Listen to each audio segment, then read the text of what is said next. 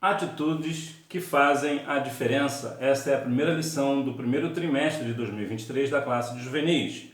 Sal e luz no mundo, uma igreja relevante. E a propósito, as suas atitudes têm feito a diferença? Assim que se alguém está em Cristo, nova criatura é. As coisas velhas já passaram, eis que tudo se fez novo. 2 Coríntios, capítulo 5, versículo 17. Uma vez que nós aceitamos a Cristo como Salvador, a nossa natureza precisa ser moldada nos princípios bíblicos, nos princípios cristãos, para que assim nós venhamos de fato sermos uma nova criatura. Os cristãos receberam uma missão do Senhor. Nós devemos pregar o Evangelho, praticar o amor e a misericórdia e fazer a diferença no mundo. Temos aqui 3 pilares interessantes. O primeiro fala sobre a questão de pregar o Evangelho. O evangelismo ou missões é o oxigênio da igreja. A igreja que não é envolvida com missões e não é envolvida com o evangelismo, ela está fadada a fechar as portas. Algumas pessoas até podem dizer, mas a Bíblia diz que as portas do inferno não prevalecerão contra a igreja de Cristo, como está lá em Mateus 16, 18. Sim, é verdade. No entanto, o contexto aqui é diferente. A porta é um objeto de defesa e não de ataque. Em outras palavras, não é o inferno que vai atacar a igreja, é a igreja que vai contra o inferno. Então o evangelismo, se não houver um evangelismo em massa, cotidiano, periódico, o que acontecerá? As pessoas que estão numa determinada igreja, o tempo vai passando, as pessoas vão partindo para a eternidade, outras vão para outros estados ou talvez até mesmo nações, e assim aquela igreja vai, a cada tempo que passa, ela vai diminuindo a sua membresia até que chegará a um ponto que não haverá mais ninguém ali, então ela terá que fechar as portas. Então o evangelismo, o missões, é o oxigênio da igreja. E por que ele é o oxigênio da igreja? Justamente por isso, porque à medida que a igreja vai pregando o evangelho, que é o nosso principal papel, o que acontecerá? As pessoas vão aceitando a Cristo e mesmo que outras pessoas saiam daquela igreja, tem outras pessoas que já estão ali devido ao evangelismo. Então é uma igreja que estará sempre forte, tanto no sentido da membresia em si, que ela terá sempre pessoas ali e ao mesmo tempo ela estará sempre envolvida com missões. Outra questão aqui é praticar o amor. Quando praticamos o amor, a caridade, e claro, nós não devemos tocar trombetas por isso, você deve fazer uma boa obra, fazer com amor, fazer uma caridade no amor e não dizer isso a ninguém. Fica entre você e Deus, porque certamente o Senhor em secreto te recompensará. Você não deve de maneira nenhuma fazer como muitas pessoas fazem, que fazem uma obra de caridade e tira fotos e faz vídeos e posta em redes sociais para mostrar que está fazendo. A Bíblia diz que fazendo assim você já recebeu a sua recompensa aqui na terra. E aqui também tem a questão de praticar a misericórdia. O que é misericórdia? Misericórdia é quando alguém merece um castigo, mas alguém não aplica este castigo. Isto é misericórdia. É assim que nós devemos também fazer. É claro que existem algumas questões mais profundas, que precisa de fato ser aplicado à lei ou à disciplina, mas de modo geral nós precisamos ter misericórdia. Jesus falou certa vez que o que quereis que os homens vos façam, façai-vos também. Ou seja, se você não quer que alguém faça uma determinada coisa com você, você também não faz essa determinada coisa com alguém. O Sermão do Monte. Vejamos aqui alguns pontos. Os pobres de espírito são aqueles que reconhecem sua pobreza espiritual, porque a partir daí podem buscar e receber a salvação de Deus. Aquela pessoa que ela é pobre de espírito, ela tem justamente essa ideia, ela tem justamente essa visão, esse reconhecimento que ela é pobre de espírito. Então, ela vai buscar essa salvação em Deus, justamente por ela ser pobre. Em questões práticas, se uma pessoa não tem dinheiro, ela tem uma tendência de ir buscar esse dinheiro. O que ela faz? Ela trabalha ou faz outras aplicações no Tesouro Direto, entre outras coisas. Para quê? Para ela sim ter algum dinheiro. Ou em alguns casos, as pessoas vão para a rua para pedir a vender coisas ou até mesmo para pedir esmolas. Então isso, por que ela faz isso? Porque ela sabe, ela reconhece que ela é pobre, então ela precisa arrumar um jeito de ter dinheiro. O pobre de espírito, ele tem a mesma tendência, só que ao invés de ele buscar dinheiro, ouro, prata e coisas assim, ele busca a salvação em Deus, o que é o exato, o que é perfeito. Por quê? Porque ele reconhece que ele é um pobre de espírito, então ele precisa ter mais do Espírito de Deus em sua vida. Os que choram, pessoas que sofrem ou que encontram o arrependimento, que receberão o consolo e conforto de Deus. As pessoas que choram, de modo geral, as mulheres principalmente, elas são, claro, de modo geral, sempre consoladas, né? Porque aquela pessoa que chora, né, ela acaba comovendo outras pessoas. Há aqui uma questão interessante aqui no livro de Salmos, número 35, pois a sua ira dura só um momento, mas no seu favor está a vida. O choro pode durar uma noite, mas a alegria vem pela manhã. Ou seja, o choro ele sempre será passageiro. Por mais que a pessoa chore por muitos anos, né, que há pessoas que choram por muitos anos por uma situação, um dia esse choro acabará. A Bíblia diz em 21:4 de Apocalipse: eis que faço nova todas as coisas, e do Senhor limpará dos seus olhos toda a lágrima.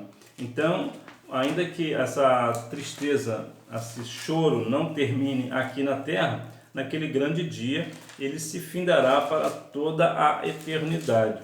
Veja, Apocalipse capítulo 21, versículo 4: Deus enxugará dos seus olhos toda lágrima, não haverá mais morte, nem pranto, nem clamor e nem dor, pois já as primeiras coisas são passadas. Então, ainda que o choro, né, não termine aqui na terra, por alguma razão, mas certamente naquele grande dia ele se findará. Então as pessoas que choram, elas sempre serão consoladas. Por quê? Porque elas buscam arrependimento, são pessoas que estão tristes por ter feito algo errado, então reconhece o seu erro. Então aquela pessoa que reconhece o erro, ela tem sempre uma tendência de consertar, né? Os mansos, pessoas que possuem autocontrole, humildade e autodisciplina. Mansidão na Escritura aparece como uma característica do próprio Cristo. Ser manso é algo bem difícil. Por quê? Porque exige equilíbrio. Imagina que você está numa discussão por alguma razão, seja lá qual for, e uma pessoa fala algo que não é verdade. Como é que você se mantém firme sem ser agressivo? Precisa de muito autocontrole. A pessoa precisa ser muito equilibrada para ter esta postura de não ser agressivo, ainda mais se tiver com a razão, né? Então, os mansos são exatamente esses. Os mansos não são aquelas pessoas que aceitam tudo de qualquer forma, tudo que fazem com ele aceita. Isso aí não é mansidão, isso aí é frouxidão, é uma outra situação. Os mansos, no modo geral, é uma característica de Cristo. Ele é manso e humilde de coração. Então o manso, ele tem aquela questão de saber o que ele tem, o controle da situação, ele sabe o que ele vai fazer, ainda que ele esteja sendo afrontado, ele sabe exatamente o que fazer. Os que têm fome e sede de justiça, os que buscam primeiramente o reino de Deus e a sua justiça serão recompensados. Aqui uma questão que é bem claro de se falar: as pessoas muitas vezes usam esse texto erradamente, dizendo que buscai primeiro o reino do céu e a sua justiça e as demais coisas vos serão acrescentadas. Isto não é verdade. A Bíblia não diz as demais coisas, a Bíblia diz estas coisas. Que coisas são essas? Essas coisas que são relatadas no livro de Mateus, capítulo 6, a partir do versículo 24, 25, vai dar uma lista de algumas coisas. Então, por que isso é importante dizer e qual é a diferença disso? E quando alguém diz que buscais primeiro o reino do céu e a sua justiça e as demais coisas vos serão acrescentadas, basta dizer o seguinte, significa dizer o seguinte, que se eu buscar somente o reino dos céus, eu vou ter dinheiro, porque as demais coisas serão acrescentadas, eu vou entrar numa empresa multinacional, porque as demais coisas serão acrescentadas, eu serei o que eu quiser, porque as demais coisas serão acrescentadas. E nós sabemos que não é assim. Para entrar numa multinacional, você precisa ter preparo para entrar, para você ter dinheiro, você precisa trabalhar, você precisa fazer algo para isso acontecer. Então, é notório que nós precisamos ter essa diferença de Mateus 6,33, precisamos ter cuidado no falar. Os misericordiosos, A prática da misericórdia é um tema recorrente nas Escrituras. Ela aparece como um mandamento na lei e nos profetas. Ser misericordioso é uma característica do próprio Deus e por isso os seguidores de Cristo devem agir com misericórdia. Mais uma vez, misericórdia é quando uma pessoa faz algo errado, merece um castigo por aquilo, mas ela não recebe esse castigo. Então isso torna uma misericórdia. Mas de modo geral, a misericórdia também é tido como compaixão. Você se compadecer de uma pessoa que está numa situação muito difícil, muito delicada, muitas vezes de necessidade de alimento, por exemplo, você age de compaixão e estende a mão. Então esta é mais ou menos a tendência. Lembra lá do parábola do samaritano? Que ele não era um bom samaritano, ele agiu ele fez uma boa ação, não que ele seja bom, né, na sua essência, mas ele fez ali uma boa ação. Ele agiu de íntima compaixão. Com quem? Com uma pessoa que foi agredida por assaltantes, então ele agiu de misericórdia. Ele foi lá e fez tudo o que precisou fazer, né? Tratou desta pessoa. Os limpos de coração são os que foram libertos do pecado e purificados. O coração aqui compreende a mente, a vontade e as emoções. É interessante, eu não sei se você tem a oportunidade, assim como eu tenho, de conhecer pessoas que você percebe que são pessoas inocentes, são pessoas que realmente são limpas de coração, não tem maldade no coração delas.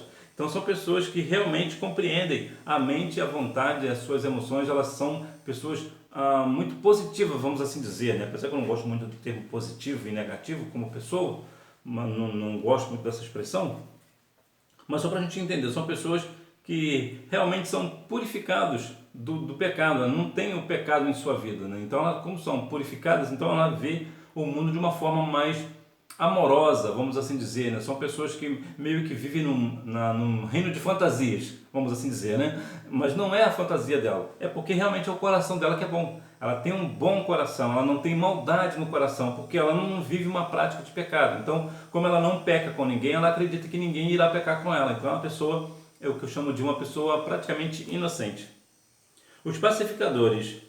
Deus é o grande pacificador, reconciliador, e seus servos devem seguir seu exemplo. Na linguagem do futebol, por exemplo, existe um termo que as pessoas dizem que a turma do deixa disso. É quando um jogador de um determinado clube vai contra outro time e com uma certa agressão, aí chega logo alguém para separar. O que essa pessoa está separando? Ela está separando uma briga. O que ele está sendo? Ele está sendo um pacificador. Na gíria do futebol diz que é a turma do deixa disso. Ou seja, deixa de brigar, deixa de discutir. Então assim também somos nós somos os pacificadores. Nós devemos tirar as pessoas dos conflitos, das brigas, nós devemos ser dessa turma, né? Da turma do deixa disso. Nós devemos ser aquela pessoa que vamos fazer a diferença no sentido de pacificar, né? Ver as duas partes, ouvir as duas partes e não colocar mais lenha na fogueira.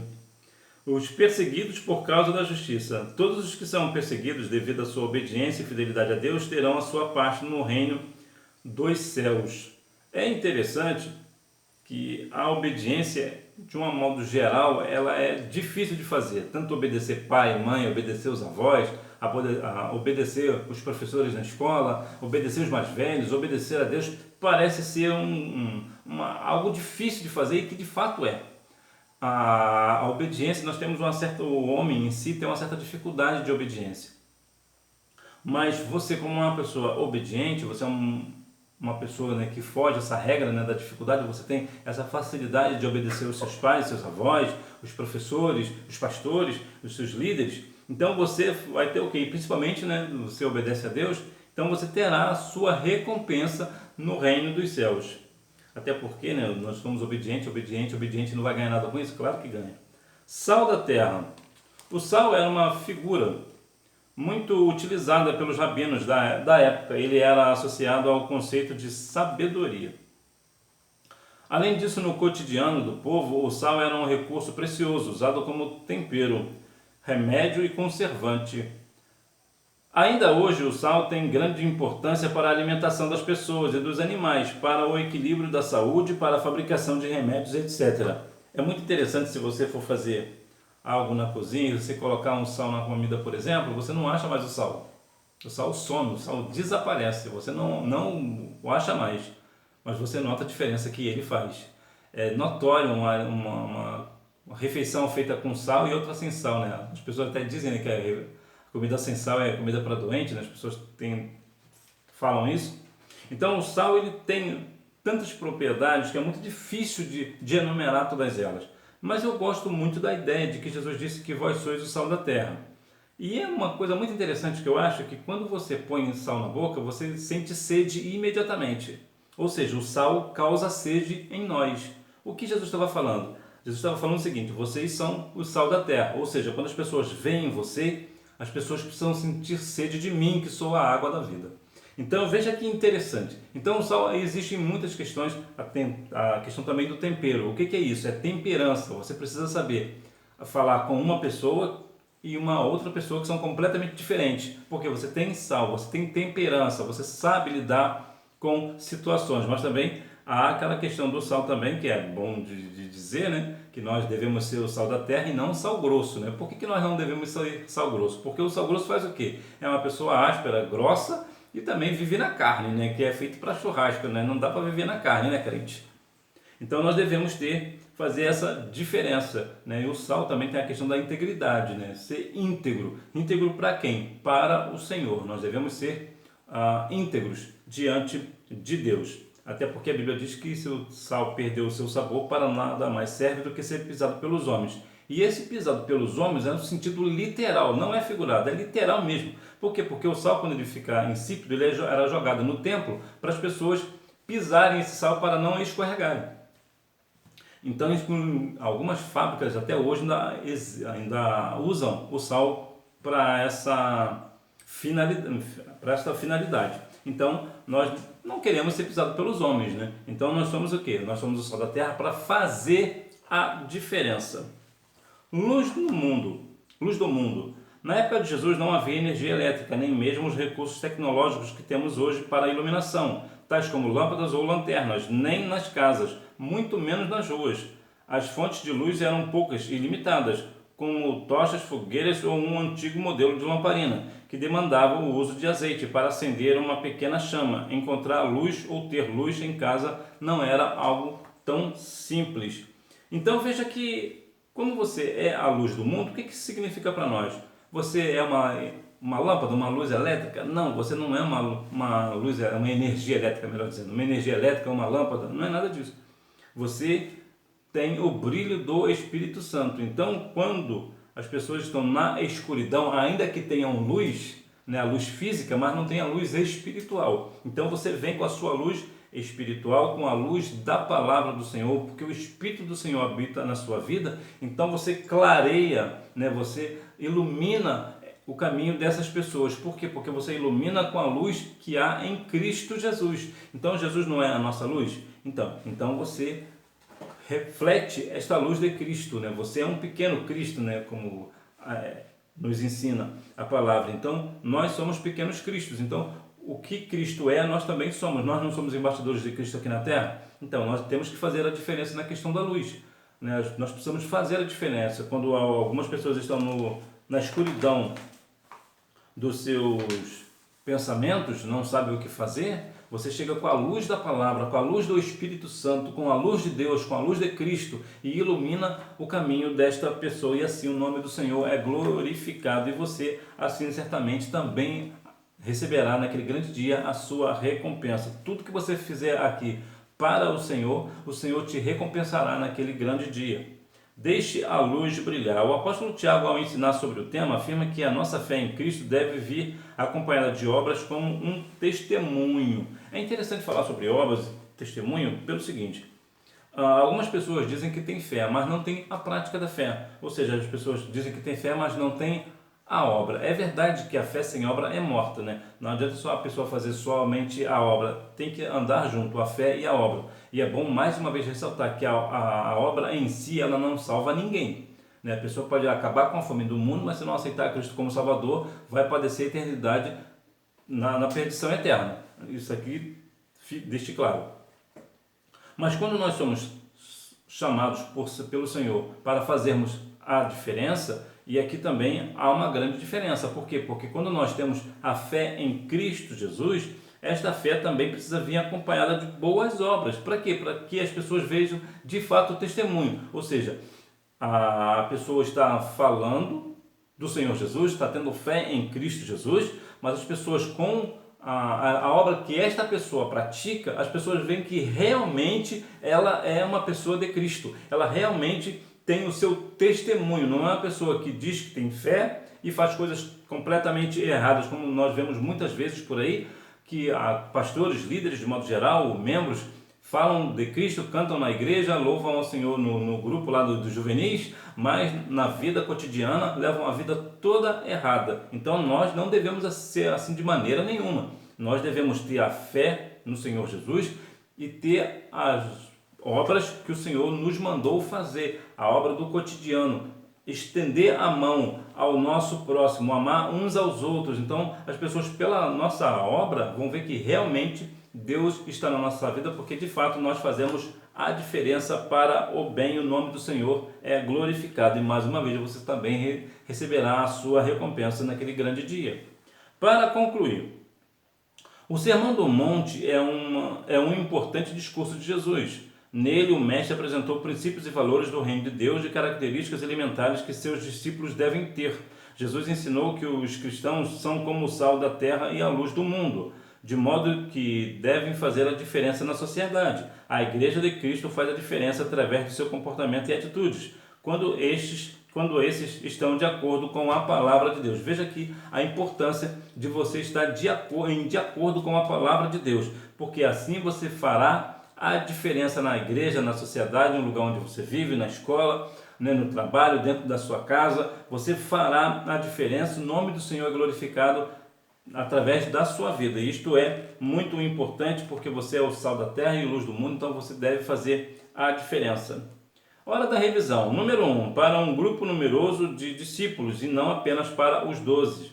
Número 2, 8. Número 3, porque eles herdarão a terra. Número 4, sal da terra e luz do mundo. Número 5, é uma resposta pessoal. Então que você continue assim na sua vida, praticando, sendo o sal da terra e a luz do mundo, para que as suas atitudes venham fazer a diferença na sociedade, as pessoas glorifiquem a Deus através da sua vida, que você não deixe de ir à escola bíblica dominical, até porque quem faz a escola é o aluno. Tchau!